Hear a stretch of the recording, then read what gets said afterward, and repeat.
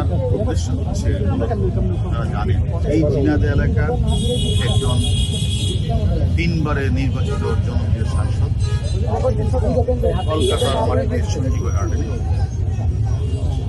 তাকে হত্যা করা হয়েছে।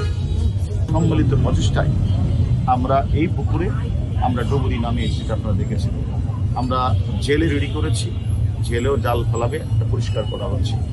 আরেকটি পুকুরও আমরা গড়ে রেখেছি। সবকিছু মিলে আমি মনে করি সাক্ষ্য আইনের যে 27 ধারার যে একটা বিষয়, যে পারিপার্শ্বিক সাক্ষ্য প্রমাণ, অর্থাৎ আমরা বাবু সাহেব অর্থাৎ কামাল আহমেদ বাবু বিজ্ঞ ম্যাজিস্ট্রেটের সামনে আদালতে যে 164 করে যে কথাটা বলেছেন যে উনি এই যে আলামত 3টি মোবাইল ফেলে দিয়েছেন পুকুরে, সে মোবাইলটা উদ্ধার করতে পারলে আমি মনে করি মামলাটা আরো একটু পরিপূর্ণ হবে। এবং আরেকটি বিষয় হচ্ছে আমাদেরও যে চেষ্টার ত্রুটি নেই, আমরাও যে আলামত উদ্ধার করার জন্য যে আপনাদের আজকে এখানে এসেছি, আমাদের আদালতের অনুমতি ক্রমেই মামলার আয়ুকে নিয়ে আমরা আজকে ঘটনাস্থল পরিদর্শন এবং পারিপার্শ্বিক বিষয়গুলি আমরা দেখভাল করছি। যে এখানে কয়েকটি পার্ট, একটি পার্ট হচ্ছে কলকাতার সঞ্জীবা গার্ডে যে কিলিং মিশনের যে সমন্বয় করেছেন,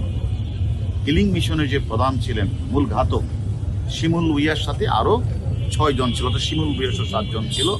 প্রাথমিক তদন্তে আমরা সেটা পেয়েছি এবং সেই 7 জনের মধ্যে আমরা নেপাল পুলিশকে এনসিবির মাধ্যমে তথ্য দিয়ে সিয়ামকে আমরা গ্রেপ্তার করিয়েছি, নেপাল পুলিশ দিয়ে বাংলাদেশের পার্টির 3 জনকে আমরা গ্রেপ্তার করেছি, আর ইন্ডিয়ার পুলিশ তারা জিহাদকে গ্রেপ্তার করে, তার মানে 5 জন গ্রেপ্তার হয়েছে আপনারা বলেছেন।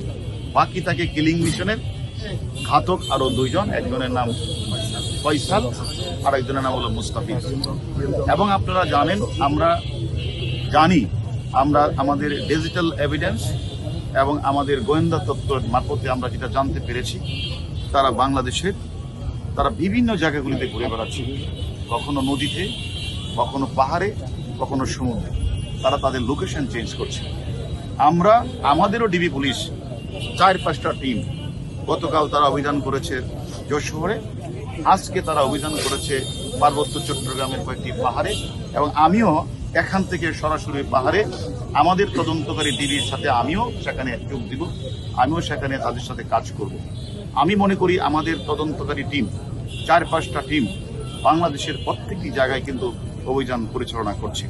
আমি মনে করি যেহেতু আমরা প্রধান সমন্বয়ক ঘাতক দলে আমানুল্লাহকে আমরা গ্রেপ্তার করেছি, জিহাদ আমরা অন্যান্যদের গ্রেপ্তার করতে পেরেছি, আমি মনে করি, আমার দৃঢ় বিশ্বাস, আপনাদের যে দোয়া থাকে আমাদের প্রতি, আমরা অবশ্যই মুস্তাফিজ এবং ফয়সালকে নদীতেই থাকুক আর সাগরেই থাকুক আর মাটি নিচে থাকুক, তাকে আমরা অবশ্যই গ্রেপ্তার করব।